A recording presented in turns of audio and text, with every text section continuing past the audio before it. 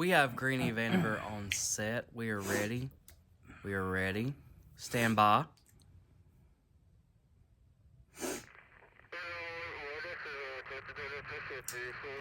Thank you. Thank you.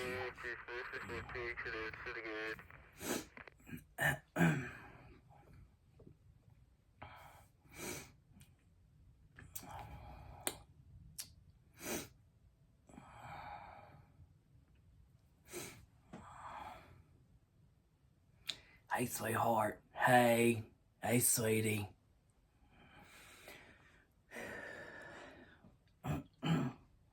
Granny, are you ready? Ready, Granny? Yes, I'm ready. I'm ready.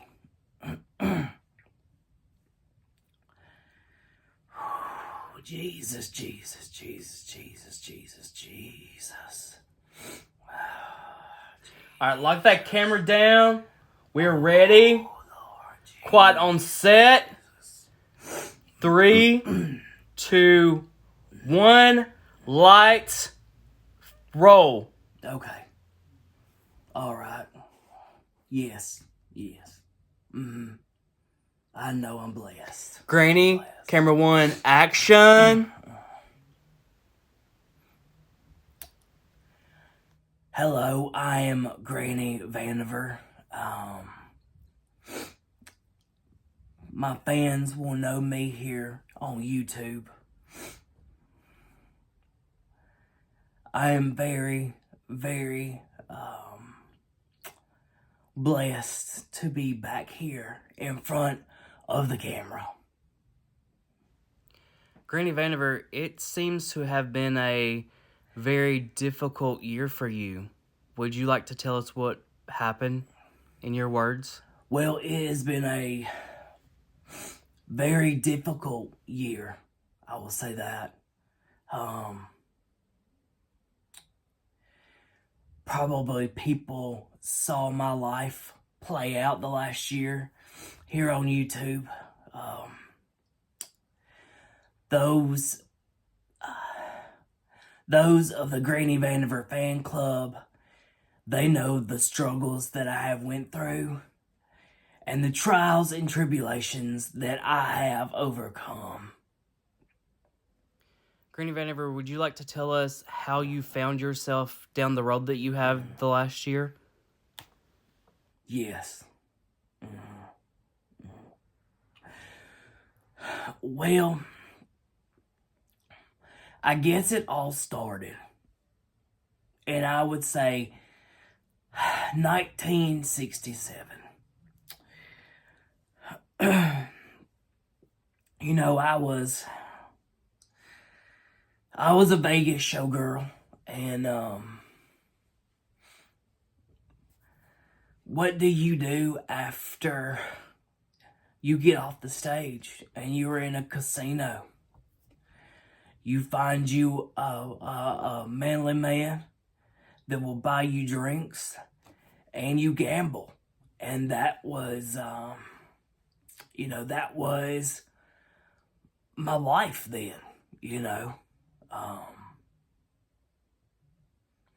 I had just came to Vegas from Alabama. Nothing was going good for me there. So I felt like I needed excuse me. I felt like I needed a different life.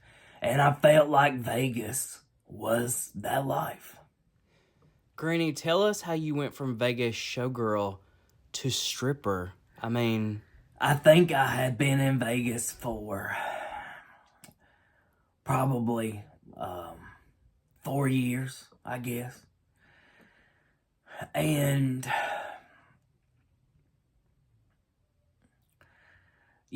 all you see is the shining lights of Vegas, and you don't know the shadiness that goes on behind those lights. And it was not easy to be a showgirl back then, it just wasn't. We dealt with so much stuff, and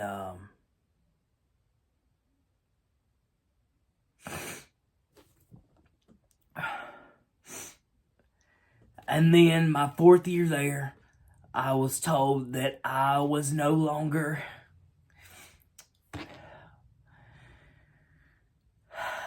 in the pink burlesque show. I had been replaced. And I think that was the downfall.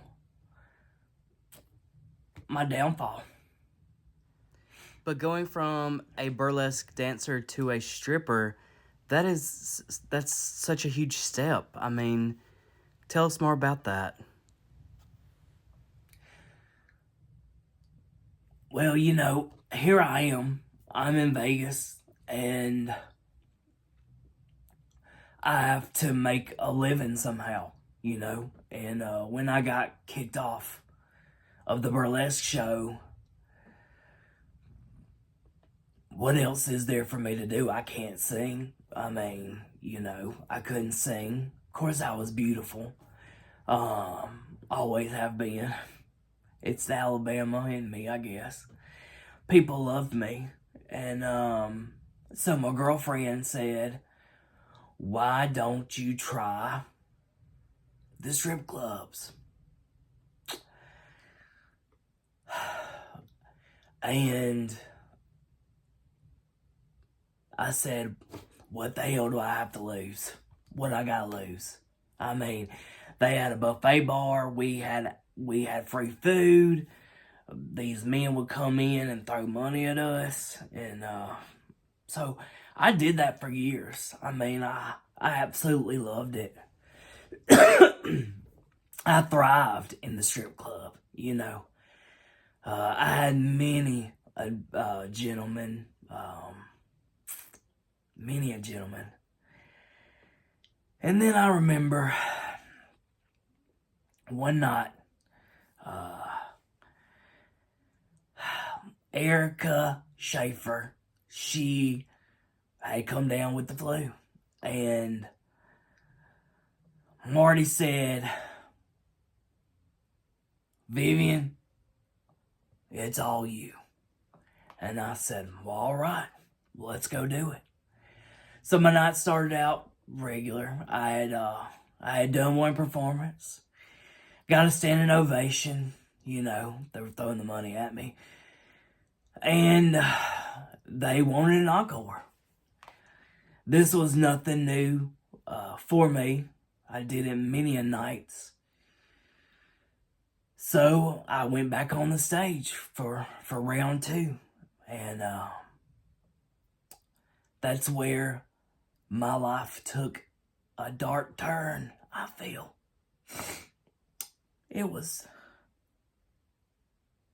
I could never have imagined it.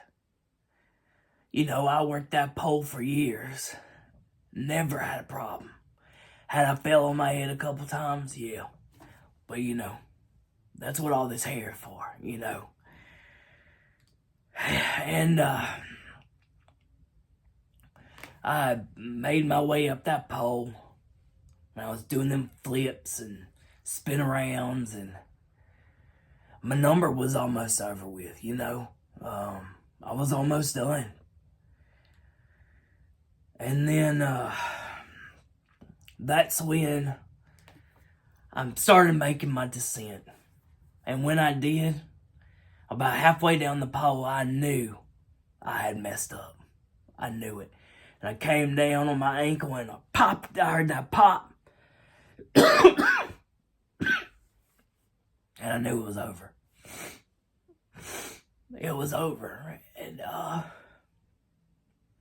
that was the last night I ever worked the pole.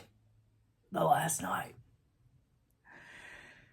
A stripper with a bad ankle. And there is no room for us. There is no positions. And I had to pack my shit up. And I went back to Alabama.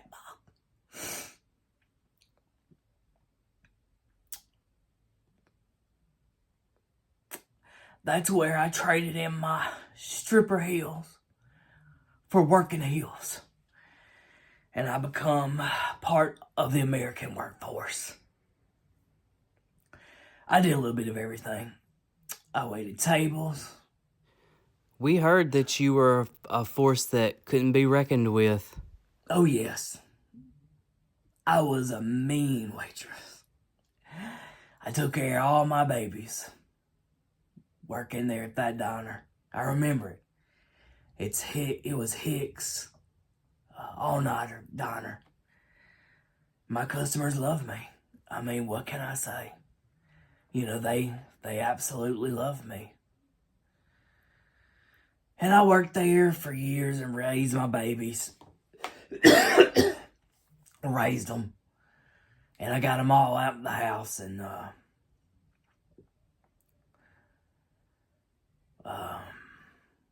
it took me a little... I decided I would retire from Hicks. And my friend, I went home and I got bored, you know. You get bored at home. You can only watch so many episodes of General Hospital.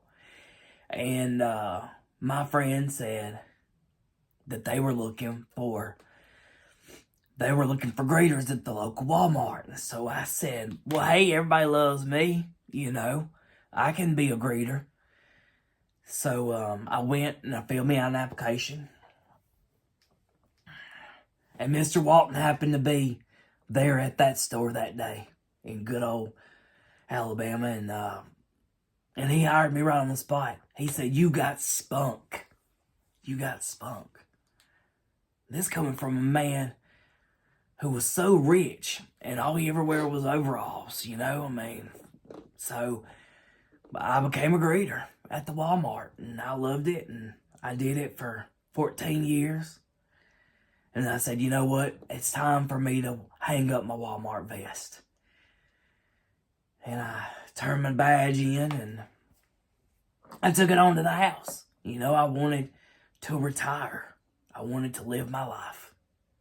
That must have been very difficult for you since you're always on the go. You've always been on the go. Well, just a couple of years after being retired, you know, the girls, we used to always go play bingo. And they would have it at the local casino. And so, you know, I used to run the bingo game at the Walmart sometimes on Tuesdays and Thursdays. So I love bingo. I loved it. I just didn't know how much the game would hate me and how much it would destroy my life. So I had been retired for about 3 years and I would go play bingo 5 to 7 nights a week, I guess. I mean, I loved it. Me and the girls, we get some strawberry daiquiris when we got there, and we would make a day of it, you know. And that was our fun. That was our fun. But you had to know that that kind of activity could lead to something bad. I knew it had become a problem when I started pawning people's shit off, you know. Retirement check only goes so far, and I was getting my ass beat at bingo a whole lot, so I had to come up with the money, you know.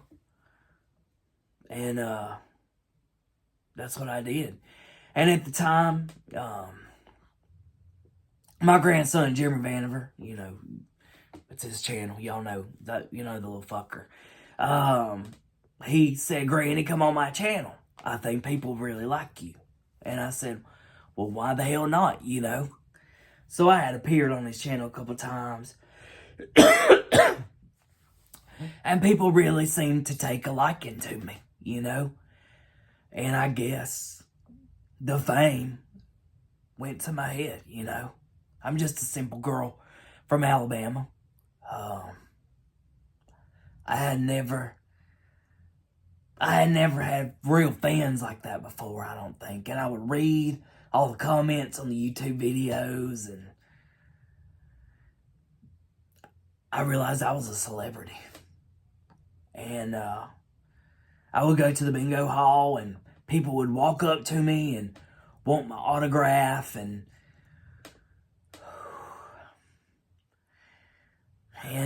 they would invite me to play bingo with them, and I would, and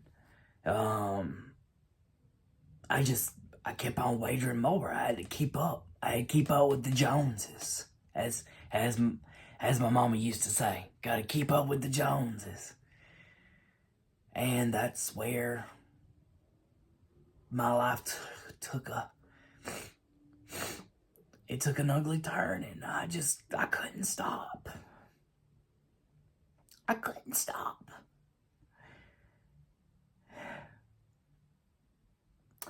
I think my turning point when I sold my little weenie dog, Oscar. I knew I had a problem then, and I needed help. And even though I had hurt all the ones around me, they never turned their back on me. Never. And they got me into addiction rehab facility for bingo players and gamblers anonymous. And it's been a long year. A long year. But I have beat my addiction. And I am here to make my comeback this year. And I will make it. And I will make y'all proud. I love y'all. I am here. I am strong. And I'm ready to make you motherfuckers laugh.